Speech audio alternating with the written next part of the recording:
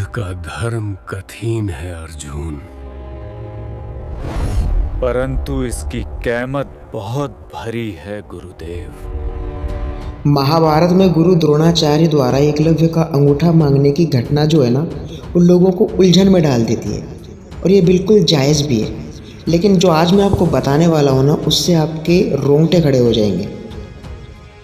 अगर हम इसे तत्कालीन राजनीति और राजधर्म के नज़रिए से और प्रमाणों के साथ देखें ना, तो तस्वीर एकदम साफ हो जाती है। कहानी ये है कि निषाद राज हिरण्यधनु का पुत्र एकलव्य द्रोण से धनुर्विद्या सीखना चाहता था, लेकिन गुरु द्रोणाचार्य ने मना कर दिया क्योंकि वे हस्तिनापुर के राज दरबार से बंधे हुए थे और अर्जुन को सर्वश्रेष्ठ धनुर्धर बनने का वचन भी दे चुके थे। ध्यान देना, वो वचन दे चुके थे। जिसके बाद एकलव्य ने उनकी मिट्टी की मूर्ति को साक्षी मानकर खुद अभ्यास किया और जब उसने एक भौंकते कुत्ते का मुंह बिना उसे घायल किए तीरों से सिल दिया ना, तो उसकी अकल्पनीय श्रेष्ठता देखकर गुरु द्रोणाचार्य एकदम हैरान रह गए कि ये इसने कैसे कर दिया। इसी कारण उन्होंने गुरु दक्षिणा में उसका दायां अंगूठा मांग लिया। अब सवाल ये है कि क्या गुरु द्रोणाचार्य ने जो किया वो सही था या गलत? वे सही थे या गलत थे?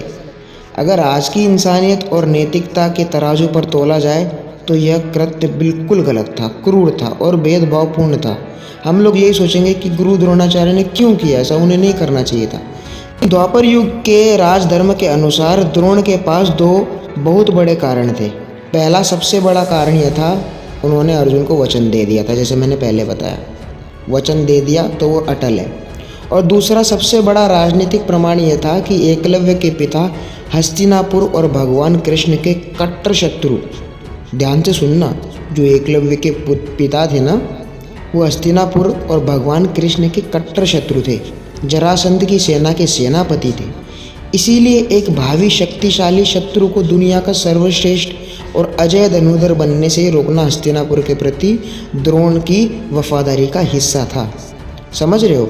यानी एक राजभक्त के रूप में वे अपनी जगह बिल्कुल सही थे, लेकिन एक निष्पक्ष गुरु के रूप में उन्होंने इतिहास का एक बहुत बड़ा पाप किया है और उनके नाम पर हमेशा ये दाग रहेगा। और है भी, काफ़ी लोग सोचते ही रहते हैं कि ये उन्होंने क्यों किया, ऐसा उन्हें नहीं करना चाहिए था।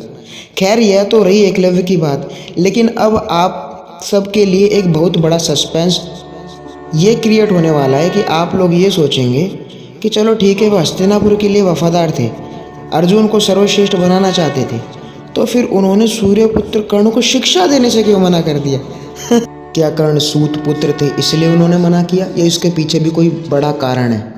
इसे जानने के लिए सब्सक्राइब कर लो मोटिवेशनल ट्रुथ विद अभी, जो कि मैं पहले बता चुका हूँ, ये एक शिव परिवार है।